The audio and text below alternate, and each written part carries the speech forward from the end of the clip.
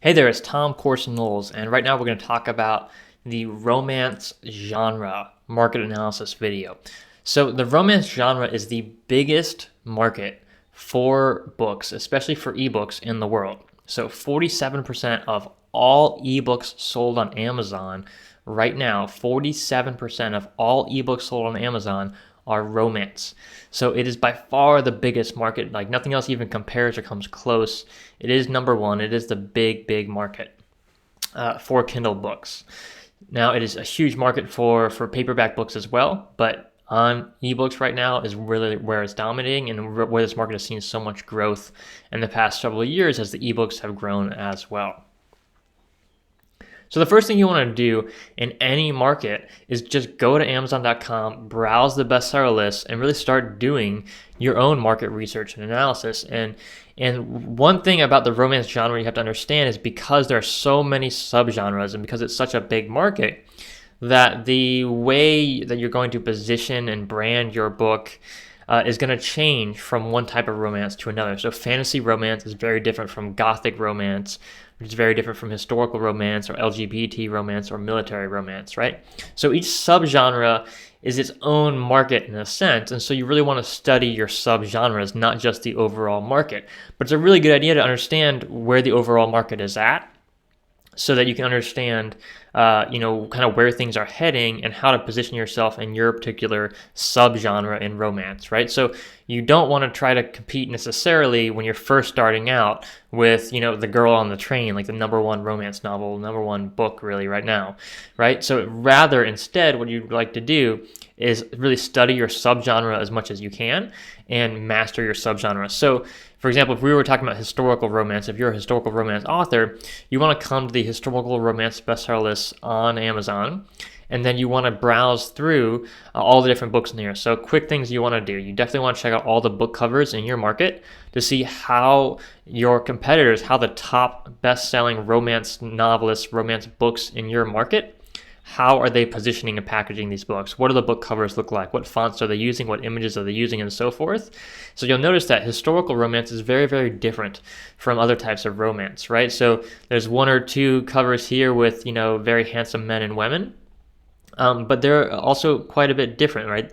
The covers just have a different look and feel than what you'll get in many other different subgenres. And so that's why you really need to study your subgenre and not just the overall market. And then again, what you want to do is click through to the top best-selling books in your subgenre, and you want to read the first one or two pages. And you click and look inside and read the first one or two pages of all the top books in your subgenre to really study how they're getting people hooked into their book. How are they starting out their books to get the reader drawn in immediately? Because if you don't draw the reader in when they look inside your book, if they get bored after the first one or two paragraphs or pages, they're not going to buy your book and you're going to miss out on those sales. So it's really important that your first one or two pages be excellent and immediately draw the reader into the story. And the best way to really do that, besides working with a great developmental editor, a great editor who can really help you craft that first couple of pages of your book, is to study the best-selling books in your market, in your subgenre, to understand what they're doing. And of course, you want to read the book descriptions as well in your market to model great book descriptions. And you also want to read the reviews in your market, the top reviews, the 5-star reviews and the 1-star reviews, maybe the 2 and 3-star reviews as well, to get as much information about what your readers love in your market and what your readers hate in your specific subgenre. Okay, now talking about the romance market as a whole, I want to go back here and I want to talk about some great resources for you to understand this romance market better. So one of them is an amazing resource is this 2016 Romance Writers of America presentation by the Data Guy. This is a brilliant thing. It's absolute genius. And there's so much valuable information here. So I want to kind of walk you through it really quickly. So the slides are on this page. The link is below this video, so you can download the slides yourself and study this in more detail. But in this presentation, essentially what you're going to learn is all this amazing data about the romance market. So here you can see the data on how big the US romance market is in terms of the annual unit sales. So for print books, you're looking at like 27.5 million print books sold each year in the romance market. But for ebooks, you're looking at 235 million ebooks sold. So that's about 9 times as many ebook sales as print book sales. So in other words, if you're a romance author and you sell 100 ebooks, you can expect to sell at best 10 print books. Now, you have to realize that where this data comes from. So the print book data is coming from Nielsen Bookscan, which means that it's coming from ISBN numbers, right? And that's tracking sales not just on Amazon, but it's also tracking sales in bookstores. So if you don't have bookstore distribution, if you're not in Target and Costco and Walmart and Barnes & Noble, then you're probably missing out on a huge chunk of these book sales. And so what I've seen for most self-published authors, if you have an ebook published for your romance novel and you have a print book, a paperback book for your romance novel on CreateSpace, but you don't have distribution in bookstores or libraries, you're probably going to sell more like 20 to 1 or 30 to 1 or 40 to 1 ebooks to physical books. In other words, if you sell 40 ebooks, you might sell 1 or 2 paperback books for your romance novel. So really, ebooks is where the market is at. And if you don't have that bookstore distribution, it's where the vast majority of your income is going to come from. Even if you have bookstore distribution, you're still going to outsell your print books by about 9 to 1, right? So just understand that your ebook is where it's at for the romance market, because that's where your readers are at. Now, there's more great information in here. I'm not going to go through every single little bit of it, but I highly recommend you study all these slides. I'm going to point out some of the big stuff. So one of the things that you understand is that the romance market is so huge and grossly underreported in the industry. And the reason is because that 89% of all romance sales are digital, right? So 9 romance ebooks for every 1 print book sold.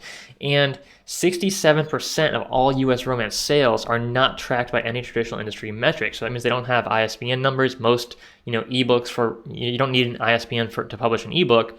The vast majority of our ebooks don't have any ISBNs because there's no reason to have them, right? And so that means the industry isn't tracking these sales. So you can only really track these sales by studying, Amazon's bestseller list and doing the data, crunching the numbers like these guys have done, which is really, really cool. So where are all these untracked US romance sales happening? Well, 75% of them are on Amazon, right? 75% of ebook sales happen on Amazon.com in the US. And in some countries, it can be 80%, 85% or more. So Amazon is the vast majority of ebook sales, and really it's Amazon Kindle, right? So if you look at Amazon Kindle, if you multiply 75% by 90%, so 75% of all US ebook sales are on Amazon, and 90% of all romance sales are in ebook format. You multiply those two numbers, you get about 68%, 67% or so of all romance books are going to be sold on Amazon Kindle, right? So it's more than half of the entire romance market in the US is Amazon Kindle, 67% or so. So that's really where you want to focus as much of your effort, time, energy as possible is selling your romance ebook, because that's where the market is, that's where the money is. So it doesn't matter if you've got distribution on iBooks and Kobo and Google Play. These are going to be a very small percentage of your sales. It doesn't even matter if you're in Target and Costco and Walmart and so forth. That's going to be a very small percentage of your sales compared to your Amazon Kindle sales. That's where the real money is for you. Now, there are, audiobooks are booming right now. But when you compare, 330,000 Amazon ebook sales per day to 16,000, almost 17,000 audiobook sales per day, you can see that there's just a huge, huge difference here. So I think that's like 20 to 1. About 20 to 1 difference. So maybe, audiobooks for your romance novel will be about 5% of your ebook sales on Amazon. And that's great. I mean, if you've got a successful romance ebook that's doing really well, maybe you're doing 100 or 200 or 300 sales or more per month, then you should definitely think about getting your book produced as an audiobook. Now, another option for audiobooks in the romance market, really any market, is you can go to acx.com and you can have a narrator produce your audiobook at a 50-50 split. Right? So you're not paying any upfront fee or no upfront price. So there's no cost out of your pocket to produce that audiobook, because the narrator is taking the risk with you. They're doing all the work to produce and publish that audiobook for you. And you're just splitting the royalties 50-50 with that narrator. So that's a great option if you're just starting out. But if you have a hit romance novel, because this market is so huge, you have the potential to sell thousands, tens of thousands, millions of ebooks in romance. And so if you get that huge runaway hit, you might want to, I mean, you would do better off financially to actually pay the audiobook narrators to produce the audiobooks so you can keep 100% of those royalties. But if you're just starting out, you don't have a big budget, hiring a narrator on a 50-50 split can be a great opportunity for you. Now, you'll see here that there's about 17,000 sales per day for audiobooks and romance and about 21,000 sales per day for print titles on Amazon. And so I expect that these audiobook titles will actually be growing faster than the print sales. And so in a couple of years, I think we'll see actually more audiobook sales per day than print sales per day on Amazon for this market, because the digital audiobook market is growing right now. So it is a great time to get digital audiobooks in, but it's still, you're going to earn 20 to 1 times your earnings from the ebooks, because that's where most of the sales are. Now, there's more great information in here about subgenres. So you really, again, I talked about before, you want to understand your subgenre, understand the unique packaging, positioning, promotion that's required to stand out in your specific subgenre. But this just gives some great data on how big the different subgenres are, right? So contemporary romance is by far the biggest subgenre in romance, but it doesn't mean it's the most profitable, right? So they also break it down into the daily Amazon sale, Kindle author earnings by romance subgenre. So, these are the subgenres and how big they are here. But it doesn't really mean that they're making the most money, right? So here is the actual average Kindle author earnings per title, right? Per book title. So if you look at per book title, here is the average earnings per title is this darker blue. So you'll see that new adult and college and sports actually lead. Those are the two most profitable markets per title right now, the most profitable subgenres in romance right now per title. And the lighter blue bar here is the average earnings per author for all of that author's titles. So again, new adult and college actually leads in terms of average earnings per title and average earnings per author. So that's actually technically kind of the most profitable market right now is the new adult market. And there's more subgenre data that they give here that I highly recommend you study based on your specific subgenre that you're in. And there's all kinds of other great data in here as well. Now they talk about Kindle Unlimited and really the data behind Kindle Unlimited in this market. And essentially the conclusion is that if you are in Kindle Unlimited with all of your titles, you're going to earn about $4.22 per title per day compared to $2.21 for authors without Kindle Unlimited.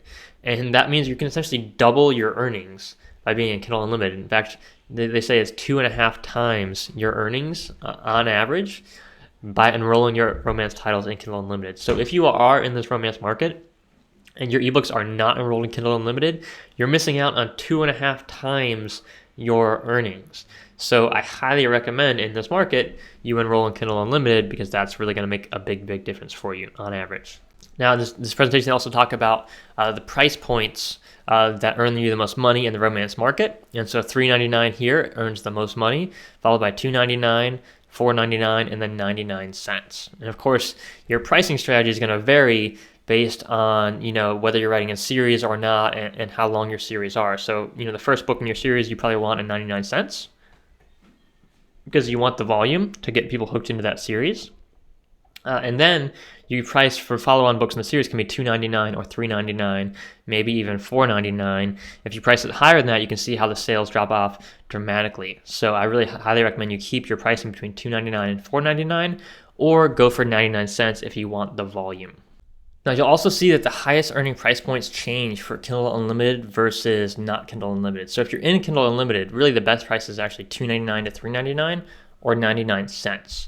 So if you're enrolling Kindle Unlimited, which I recommend you do because that's the most profitable, that's really where your sweet spot is going to be, $2.99 or $3.99 or 99 cents. If you're pricing your romance books outside of these price points, you're missing out on average on sales and on more earnings. There's more information here about the sales fall-offs after launches and stuff, which is really cool. You can study that more. And there's some more information here on breaking out, which I think is really good information to know. So essentially what they've found is that the average daily earnings dramatically increases as your catalog size increases. So this was what this chart shows. So the more books you write and publish in your market in romance, but really this holds true for almost any market, the more books you write and publish, the more your average earnings are going to increase more quickly. And so here you can see that when you get to about 7 to 10 or 11 to 15 published titles, that's really when you start to peak in terms of your author earnings. So if you're, trying to earn a full-time income in the romance market, until you get to like 11 to 20 books published, I wouldn't really say whether you've succeeded or not, right? It's really hard to tell if you've been successful when you haven't really even reached your pinnacle of maximizing the potential of your books. And you do that when you get from 11 to 20 titles, right? So that can double your earnings just by having 10 titles or more on Amazon. So that's really a goal you should shoot for as quickly as possible to get your first 10 books published. And to grow your business from there. So until you have 10 books published, 10 full-length novels published in the romance market, it's really hard to tell whether you've been successful or not. Maybe you're earning $100 a month or $1,000 a month or $10,000 a month.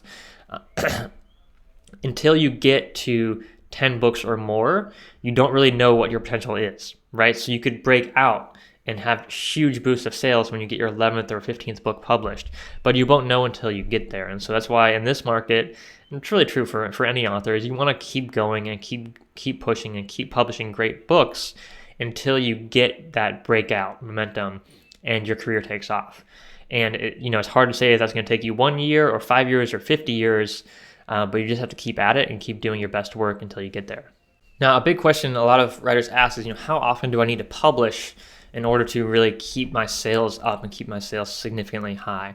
And what they've found here is that the ideal tempo is that you can double your earnings by publishing quarterly versus publishing annually, right? So if you publish 4 books a year, you can double your average earnings compared to an author who only publishes 1 book per year.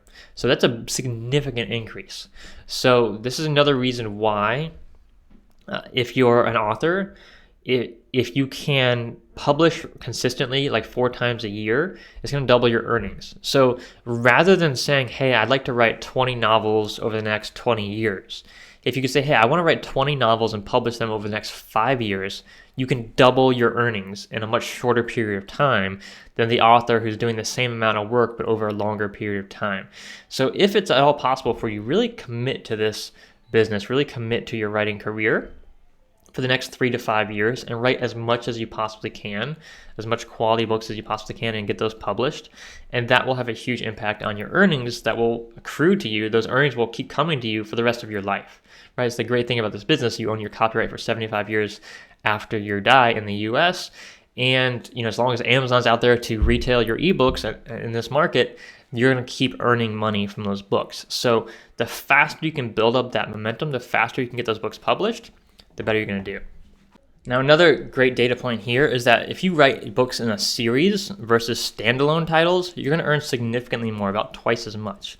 So simply from switching from writing standalone novels to writing novels in a series in romance, you can double your earnings again. And when you add up all these things, you write novels in a series, you have 10 books published, you're in Kindle Unlimited, just those 3 changes alone will 10x your earnings on average. So when you keep adding up all these small little things, you can 10x, 100x, 1000x your earnings by doing everything according to the market, right? By writing in the most profitable subgenres. If you add that on top of the 10x, that's going to increase your earnings more. If you have really great editing, that's going to increase your earnings more. If you have great book covers, that's going to increase your earnings more, right? And so you add all these little factors together and you can dramatically improve your odds and improve your results. Now, a big question a lot of authors have is, should I have my first book in my series be free? And the data that we've seen shows that if you have less than 7 titles in your series, having the first book in your series be free is actually a money-losing strategy. You're actually going to earn less. So until you have 7 books in a series, you shouldn't have that first book in your series be free. And we're talking about full-length novels here. So if you've got short stories and stuff you want for free, that's great. No problem with that. because those aren't necessarily going to be huge moneymakers for you anyway. So you really want to build up your audience and build up your platform. But if you're talking about full-length novels, don't give away a full-length novel for free in a series until you have at least 7 titles in that series. So 99 cents then is probably the best strategy for the first book in your series if you have less than 7 books in that series. Now, if you're enrolled in Kindle Unlimited, that you're going to get highest earnings in this romance market if your book is between 200 to 250 pages or 400 to 500 pages. Now that's earnings per page, right? So that's kind of like earnings per the amount of time you spent to write the book based on the page count, right? So think about this when you're writing your books in your series. Do you like to write the shorter 200 to 250 page size books or the longer 400 to 500 page books? It's really up to you. Both of them would be considered novels. They're pretty significant in terms of size. So just find out, go look back at your existing books that you've written and published. How many pages are they? Do they fit into these ranges? And if not, for future books, could you aim to fit in one of these ranges where you're going to earn the most per page count?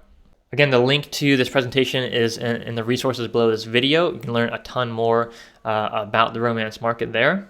Now, there are some other things you should know about the romance market. So the vast majority of romance readers are women, right? The vast majority of romance readers are women, and they're reading on ebooks, right? So 90% of them are ebooks. So they're reading on iPads and Kindle devices and iPhones, right? They're reading on mobile devices. And so when you look at it that way, when you're writing your book, you want it to be formatted for ebooks, obviously, right? But you want it to be not just formatted for ebooks, but kind of written and designed with ebooks in mind.